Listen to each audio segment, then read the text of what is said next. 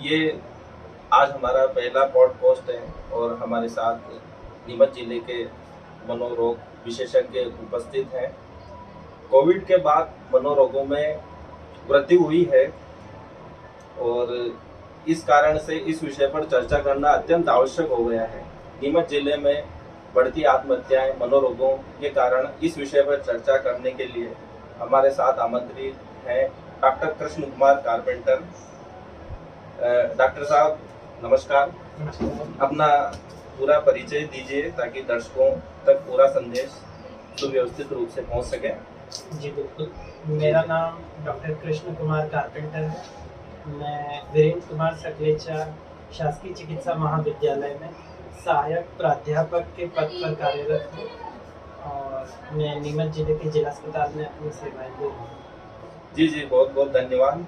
मनोरोग के बारे में लोगों की विभिन्न प्रकार की भ्रांतियां हैं, अवधारणाएं हैं। तो ये पहला पॉडकास्ट है तो हम ये जानना चाहते हैं कि मनोरोग क्या है। मनोरोग देखिए, मन के विकारों की एक ऐसी स्थिति है जिसके अंदर व्यक्ति के सोचने समझने की क्षमता क्षीण हो जाती है। व्यक्ति के निर्णय लेने की, जजमेंट लेने की, चीज़ों को समझने की, चीज़ों के बारे में सोचने की, चीज़ों को याद रखने की, चीज़ों को परसीव करने की, इन सब क्षमताओं की में क्षीणता आ जाने को मनोरोग कहते हैं। जी बहुत बहुत धन्यवाद। क्योंकि मनोरोग चिकित्सक के पास जाने में आम जनता अभी भी उतना नहीं समझती है, भयभीत होती है।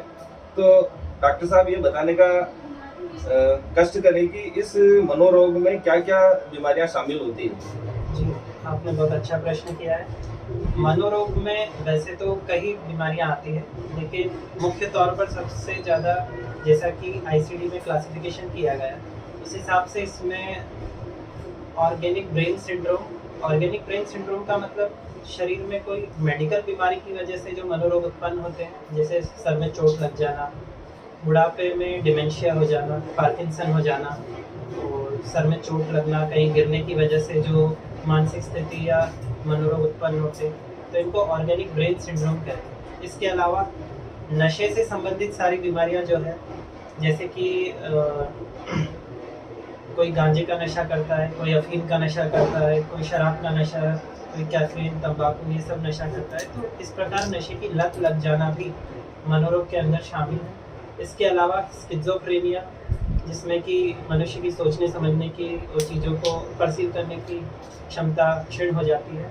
स्किज़ोफ्रेनिया और साइकोसिस से रिलेटेड डिसऑर्डर है। इसके अलावा ओसीडी है, जिसके अंदर एक व्यक्ति एक ही चीज़ को बार बार दोहराता है, एक ही विचार उसके दिमाग में बार बार घूमता रहता है, जैसे कि बार बार हाथ धोना, चीज़ों को चेक करना, चीज़ों को एक ही लाइन में व्यवस्थित करना। ओसीडी है। पर्सनैलिटी डिसऑर्डर्स हैं, एंजाइटी रिलेटेड डिसऑर्डर है, एंजाइटी स्ट्रेस से संबंधित डिसऑर्डर है। इसके अलावा डिप्रेशन है, जिसके अंदर मनुष्य के सोचने समझने की क्षमता तो रहती है, लेकिन जजमेंट और डिसीजन लेने की क्षमता क्षीण हो जाती है। इमोशनली इंसान वीक हो जाता है। इसके अलावा बाइपोलर डिसऑर्डर है, पर्सनैलिटी डिसऑर्डर है, इंटेलेक्चुअल डिसेबिलिटी डिसऑर्डर है। इसके अलावा बच्चों के मानसिक रोग हैं, जैसे कि ADHD, autism, intellectual disability etcetera. इस तरह कई प्रकार के रोग मनोरोगों में शामिल हैं। बहुत बहुत धन्यवाद। हाँ तो डॉक्टर साहब, आम जनता इस चर्चा से कनेक्ट हो पा रही होगी। मैं अगला प्रश्न करता हूँ, क्या सिर्फ पागलपन ही मनोरोग का विषय है या इसमें कुछ और भी चीजें शामिल की जा सकती है जिससे आम जनता भी इसके मनोरोगों के प्रति जागरूक हो और अपना समय पर इलाज करा सके। सिर्फ पागलपन मनोरोग में शामिल है, ये बात सत्य नहीं है। पागलपन के अलावा, पागलपन में मुख्यतः लोग जो आम अवधारणा है, वैसे तो साइकियाट्री में, मनोरोग विभाग में हम किसी को भी पागलपन नहीं कहते, लेकिन आम तौर पर जो लोगों में धारणा है उसमें मुख्यतः बाइपोलर डिसऑर्डर, साइकोसिस, स्किज़ोफ्रेनिया, ये वाले डिसऑर्डर्स शामिल होते हैं। इसके अलावा जो मेजर डिसऑर्डर्स हैं, जैसे नशा की लत में पड़ जाना, ये भी मनोरोग के अंदर आते हैं। जैसे कि डिप्रेशन है, अवसाद है, वो भी मनोरोग के अंदर आते हैं, जिसके अंदर व्यक्ति के सोचने समझने की क्षमता वैसी की वैसी बनी रहती है। और इसके अलावा एंजाइटी डिसऑर्डर है, स्ट्रेस रिलेटेड डिसऑर्डर है, एडजस्टमेंट डिसऑर्डर है, और पर्सनैलिटी डिसऑर्डर है। इन सब के अंदर मनुष्य मतलब इंसान की सोचने समझने की वैसी की वैसी क्षमता रहेगी। आमतौर पर इनमें से कई लोग तो अपनी दैनिक जीवनचर्या को भी वैसा का वैसा ही पूरा कर लेते हैं नॉर्मल तरीके से। तो इस तरह कई ऐसे डिसऑर्डर हैं जो पागलपन के अलावा भी मनोरोगों में शामिल हैं। जी जी, बहुत बहुत धन्यवाद। नीमच जिले में मनोरोग बढ़ रहा है, आत्महत्याएं बढ़ रही है, इसका क्या कारण है और इसका क्या समाधान है? जी, बहुत अच्छा प्रश्न किया आपने। नीमच जिले में इवन पूरे देश में आत्महत्याएं, इवन पूरी दुनिया में आत्महत्याएं की घटनाएं कोविड के बाद से काफ़ी बढ़ी हैं। इसका मुख्य कारण तो जैसे आजकल के युवा वर्ग में सबसे ज़्यादा जो हम देख रहे हैं आत्महत्या की घटनाएं, स्ट्रेस को टॉलरेट करने की, स्ट्रेस को झेलने की जो उनकी क्षमता है उसमें काफ़ी कमी आई है। पुराने ज़माने में हम कई लोग जैसे स्ट्रेस को टॉलरेट कर लेते थे, बड़े से बड़ी टेंशन को, बड़े से बड़े तनाव को झेल कर वो आगे बढ़ जाते थे। लेकिन आज ऐसा हो गया है कि छोटा सा भी अगर स्ट्रेस आता है तो बच्चे या फिर युवा वर्ग आत्महत्या कर लेते हैं। इसमें सबसे प्रमुख कारण है कि आज का जो कल्चर होता जा रहा है, जिसमें कि हमें मोबाइल यूज़ को भी और सोशल मीडिया के यूज़ को भी जिम्मेदार ठहराऊंगा। जैसे कि रील्स देखते हैं हम, शॉर्ट्स देखते हैं, इसमें बहुत जल्दी जल्दी स्क्रॉल करने की वजह से हमारा जो अटेंशन स्पैन है, हमारा जो पेशेंस का लेवल है वो कम होता जा रहा है, क्योंकि हम बहुत जल्दी जल्दी स्क्रॉल करते हैं। उस हिसाब से जैसे थोड़ा सा भी स्ट्रेस आता है तो आजकल का जो युवा वर्ग की पीढ़ी है वो आगे पीछे का कुछ ना सोच के तुरंत गलत कदम उठा लेती है। इसके अलावा पेरेंट्स की जो अपब्रिंगिंग मतलब जो पालन पोषण माँ बाप करते हैं बच्चों का, तो वो बच्चों को स्ट्रेस झेलना या विकट परिस्थितियों में का सामना कैसे किया जाता है ये सब सिखाने में वो समर्थ नहीं है।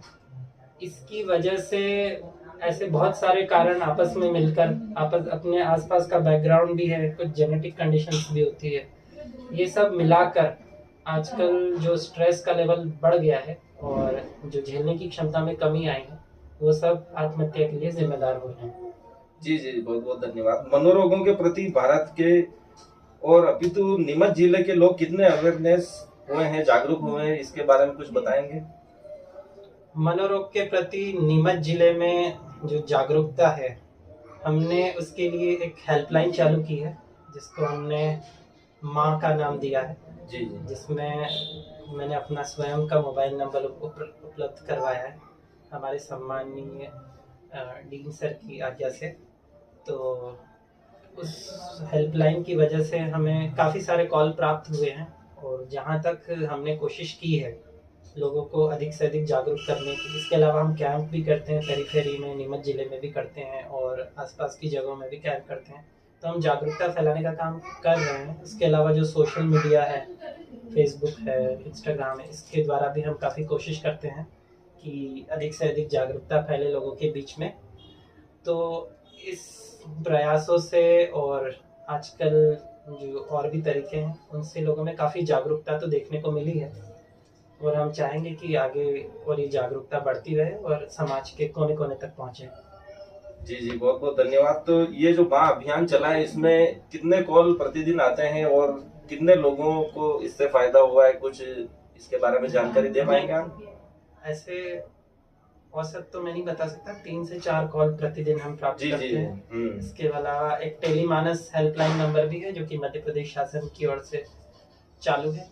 उस टेलीमानस हेल्पलाइन पर भी कई सारे कॉल प्रतिदिन प्राप्त होते हैं और इसके प्रति जागरूकता हमने काफ़ी बढ़ाने का काम किया है और लोगों को इससे काफ़ी फायदा भी पहुंचा है।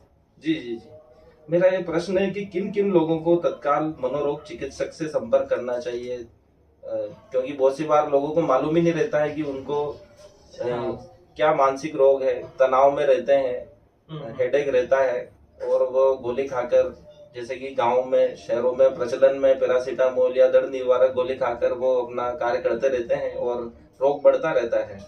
तो इससे क्या लक्षण व्यक्ति में आते हैं तो मनोरोग चिकित्सक से मिलना चाहिए? हाँ, मेरा आम लोगों के प्रति यही सलाह है कि कैसी भी स्थिति उत्पन्न हो, किसी भी तरह का स्ट्रेस हो, किसी भी तरह का चिंता तनाव हो, तो वो उसे एक्सप्रेस करें, मतलब अपने आसपास के लोगों को, अपने घर वालों को, अपने दोस्तों को बताएं। जी और जी अपनी समस्या के बारे में आसपास के लोगों से डिस्कस करें। जी जी और इससे क्या है कि लोगों को पता चलेगा और वो उसके लिए सुटेबल एक्शन ले पाएंगे।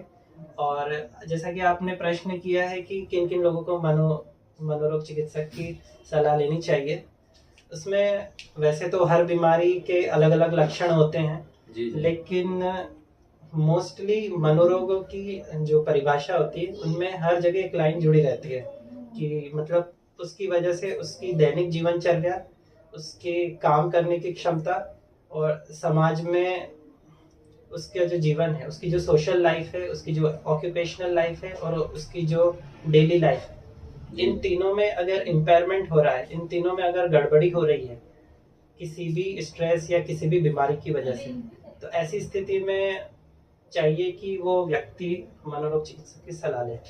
क्या एक सामान्य व्यक्ति को भी मनोरोग चिकित्सक से मिलना चाहिए?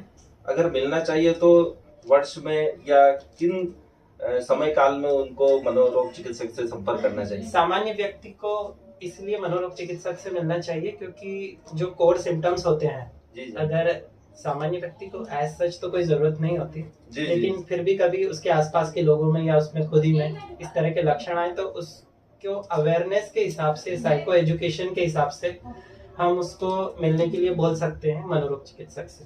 जी जी जी मनोरोग की जो दवाइयाँ डॉक्टर साहब बहुत लंबे समय तक चलती है, तो इसका कोई साइड इफेक्ट तो नहीं है, इसका कोई दुष्प्रभाव तो नहीं है, बताने का कष्ट करें।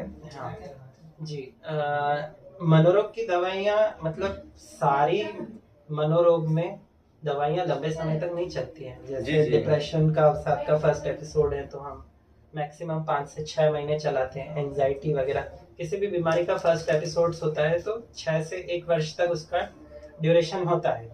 जी जी वो कुछ क्रॉनिक केसेस जो कि रेजिस्टेंट केसेस होते हैं, रिकरेंट केसेस होते हैं जिसमें बार बार एक ही बीमारी के लक्षण आ रहे हैं, या फिर रेजिस्टेंट केसेस हैं, या फिर पुराने केसेस हैं किसी बीमारी के, तो उनमें हम लंबे समय तक दवाइयाँ चलाते हैं।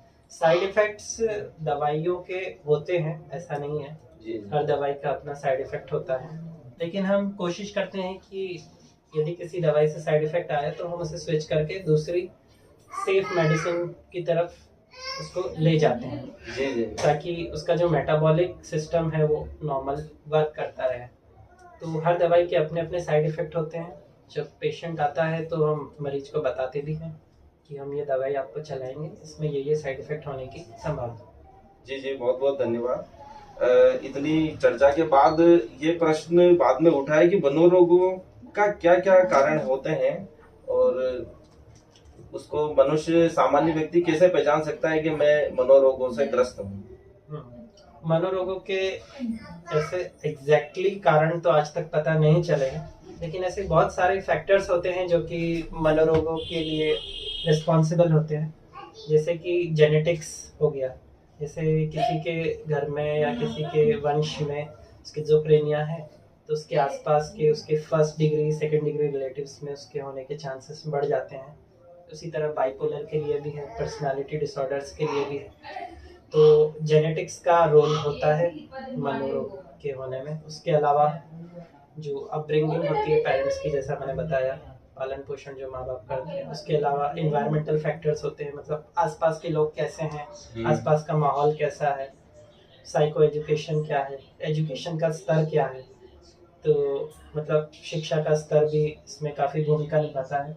उसके अलावा सोशो इकोनॉमिक कंडीशंस, मतलब आर्थिक परिस्थितियाँ क्या है व्यक्ति के घर की।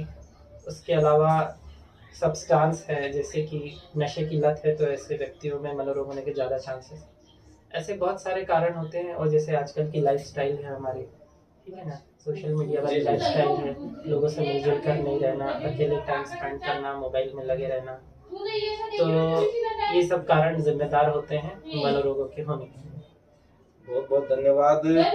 मेरा ये प्रश्न है कि जन्म से जो मानसिक रोगी होते हैं, क्या उनका उपचार संभव है या किस हद तक उनको हम ठीक कर सकते हैं ताकि वो सामान्य जीवन जी सके? जन्म से मानसिक रोग में जो कुछ एक सबसे गिनती के आते हैं, जैसे इंटेलेक्चुअल डिसेबिलिटी होती है, जिसमें मंदबुद्धिता जिसको हम हिंदी जी, में जी, कहते हैं। तो कुछ मंदबुद्धिता ऐसे होती है जो कि पैदा होती है, अगर डायग्नोस कर ली गई तो हम कुछ हद तक, जैसे जो मेटाबॉलिक सिंड्रोम की वजह से जो इंटेलेक्चुअल डिसेबिलिटी आती है, जी, सॉरी, ऐसे बहुत सारे जो मेटाबॉलिक सिंड्रोम की वजह से जो आनुवंशिक रोग होते हैं, तो कुछ इंटेलेक्चुअल डिसेबिलिटी को हम अगर टाइम पे डायग्नोस कर लिया गया तो उनको बढ़ने से रोक सकते हैं।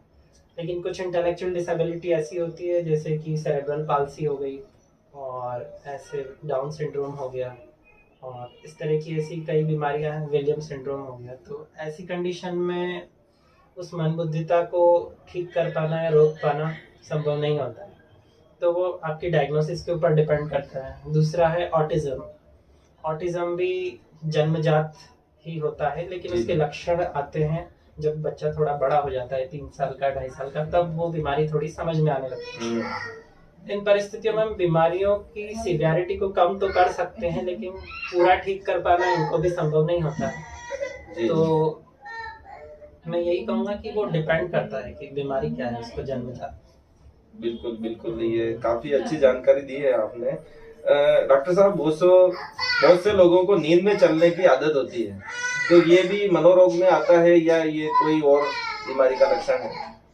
नींद में चलना, स्लीप वॉकिंग, ये स्लीपिंग डिसऑर्डर्स में आता है। जी, जी। और स्लीपिंग डिसऑर्डर्स एज सच अपन मनोरोग में ही उनको गिन तो सकते हैं, क्योंकि आईसीडी में इसका क्लासिफिकेशन किया गया है। जी, जी। तो लेकिन ये बिल्कुल वैसे मनोरोग नहीं है जैसे हम बाकी मनोरोगों को समझते हैं। ये जी। चीजें ठीक हो सकती हैं। अच्छा, अच्छा। क्या मिर्गी भी मनोरोग है और इसका उपचार संभव है? मिर्गी न्यूरोलॉजिकल डिसऑर्डर है। जी, जी, जी। और ये न्यूरॉन्स में केमिकल्स की गड़बड़ी की वजह से, ब्रेन के जो न्यूरॉन्स होते हैं उसमें केमिकल्स के बदलाव के कारण, ऊपर नीचे होने के कारण इसमें सिम्टम्स आते हैं मिर्गी के। जी, जी। ये मनोरोग नहीं, न्यूरोलॉजिकल डिसऑर्डर है, जी, और जी, इसका जी। उपचार संभव है। बहुत-बहुत धन्यवाद। मनोरोग के प्रति आम जनता में जागरूकता लाने के लिए ये हमने पॉडकास्ट चालू किया है। ये पहला पॉडकास्ट है। इसमें एक सामान्य जानकारी मनोरोग के विषय में दी गई है, जिससे आम जनता मनोरोगों के प्रति जागरूक हो। कोविड के बाद विभिन्न प्रकार के मानसिक विकार लोगों में बढ़ रहे हैं, इसलिए इसमें जागरूकता लाना अत्यंत आवश्यक है। इसलिए आज डॉक्टर साहब को आमंत्रित किया गया था। उन्होंने काफी अच्छी जानकारी दी। बहुत बहुत धन्यवाद।